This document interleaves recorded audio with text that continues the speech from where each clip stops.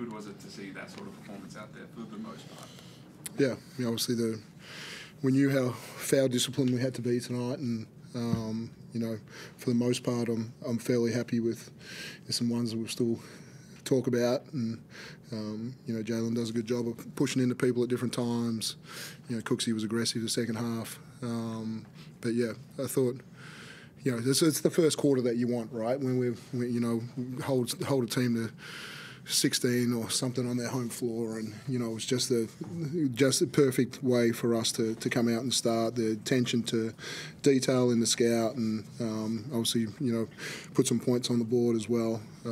It's still being an issue for us. We just thought we're not shooting the ball well right now, and so to get even the winning Cairns, we shot the ball poorly, and we shot the ball poorly from three again tonight. So there's a big upside to what we're doing, but I think part of what we wanted to try and achieve in this game as well offensively was to attack the paint more, and the referee's been calling a lot of things in the paint, and Shea got rewarded on drives tonight. He certainly didn't get rewarded around the floor, where I thought what he's getting called for fouls and what he's not getting called for fouls as an offensive player right now is quite ridiculous. And so he's playing at super high level, and he should be rewarded for some of the things he's doing right now. What was the feeling like when you saw the Kings start to get a bit of momentum and really lock down? And we've seen them do that in the past and come away with wins. What was the feeling there? What was the talk like among the coaches as far as what this Kings team is probably about to do?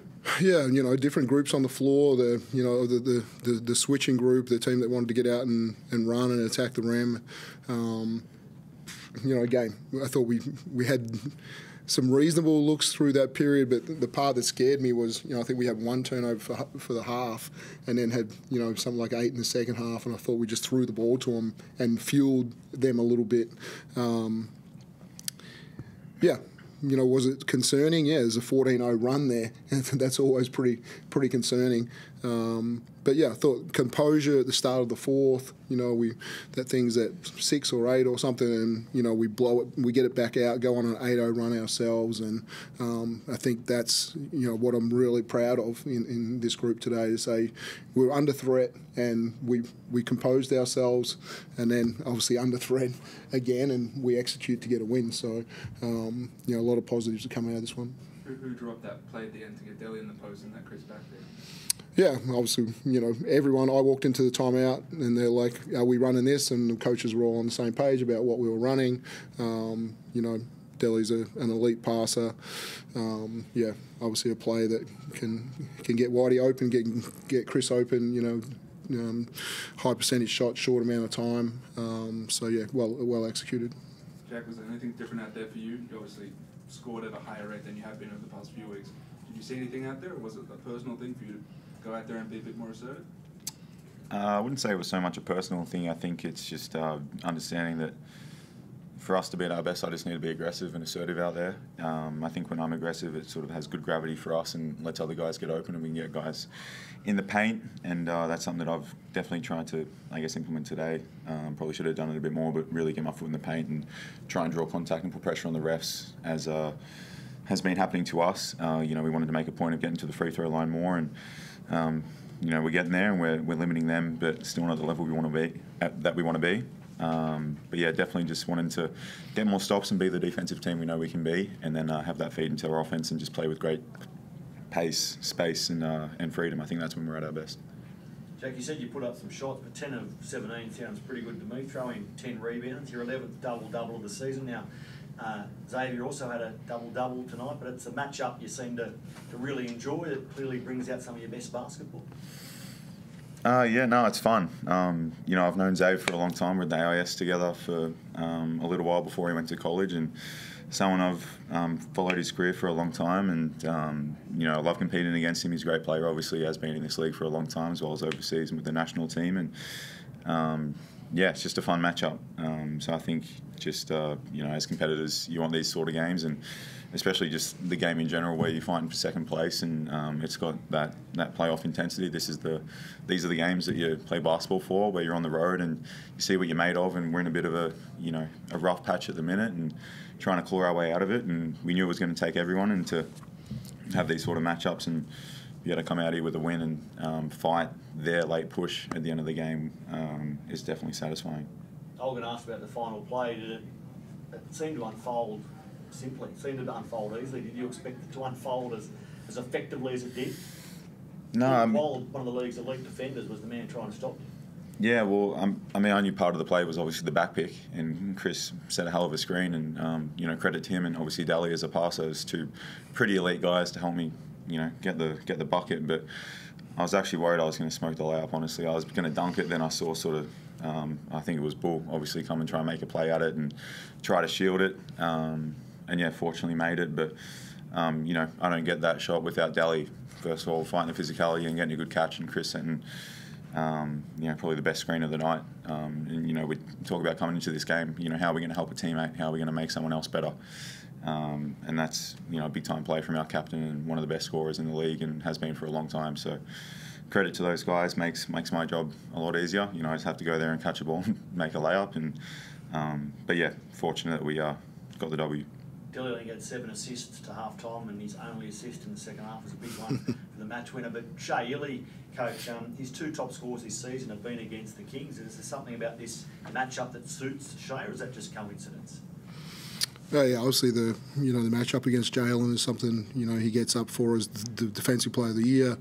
Just trying to make sure he can limit Jalen. Jalen's been playing at such a high level, but I think in our meetings with Shea this week, it was about we really need you to push the pace, and for him to get to the foul line 10 times, for us to be 27-9 in fast break points, and I thought he created a lot of those, and we needed people to run with him. I thought Whitey was one of those recipients tonight that he ran with Shea.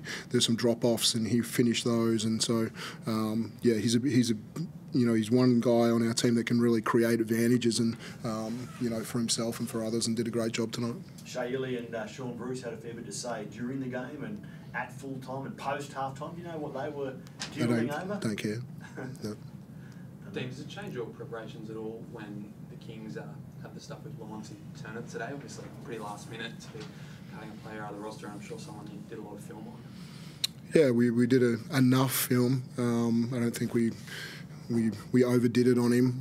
It's a tricky one if you haven't practiced too many times and they've been playing well. I thought it was more if he was going to be around. He was just, maybe they throw him out there for a little bit, but I didn't expect that he would play significant minutes. It wasn't going to be what Brisbane did, bringing in their guy and starting him. I didn't think that was going to happen tonight because they've been playing really good basketball. So, I don't understand really what happened with that whole thing, but we didn't need to guard him today.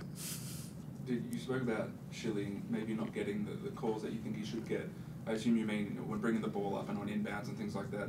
Why do you think he's not getting those, and what can you do to remedy that situation? Yeah, I just thought, to me, Bull is such an aggressive defender, and I just, to me, when he guarded Chris, there's 2 hands on Chris, and he doesn't have freedom of movement. When Shill's trying to catch an inbound, he's got his arms around his waist. I just don't, and they just didn't call it. And, they reacted all night. I thought the referees, if someone fell over, but we fall over when we've been hugged and there's no call, and it's such a big possession to not make a call on. I just don't, for whatever reason, he's not getting the respect at the offensive end to get the same calls as other people in the league.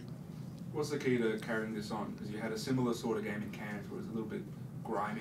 You came away with that win, the defensive effort. Similar thing tonight. How do you make sure that you don't fall back into those, the defensive lapses that you've been in the past few weeks? Yeah, quick turnaround. We go to New Zealand, play on Monday. Totally different to what we faced with them last time. Taco's something different that everyone's it takes a little time to adjust to, and how do we guard him?